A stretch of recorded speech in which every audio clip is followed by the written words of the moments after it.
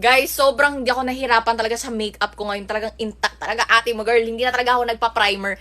Eto lang ang ginagamit ko, ang Wear Sunscreen. Ate, ang ganda talaga, lakas maka-glass skin. Kahit na nagpatong na ako ng foundation, ng pang-tone up, tapos ng concealer, of course. Sobrang ganda lang, ate. So, ngayon kakauwi ko lang. So, kung nakita nyo, oily skin kasi talaga ako, ate.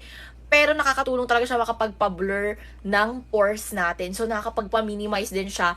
And take note, may whitening ingredient siya, moisturizing and hydrating. So, combination na siya ng centella asiatica, hyaluronic acid, all-in-one dito sa bottle na to. Kaya sobrang plakado, ate. Kakauwi ko lang. Alam nyo na, ate, kailangan mo na itong bilhin. Nasa 199 pesos lang to. Ang maganda dito, guys, okay siya sa acne-prone skin kasi meron siyang goat's milk. So, in-improve na siya. Unlike before, ito yung itsura niya. Ganito yung itsura niya. Ayan. At amoy baby. So, ayan. Less irritation na siya ngayon. At ang ganda ng packaging. Sobrang giving. Ah! Bili naman na.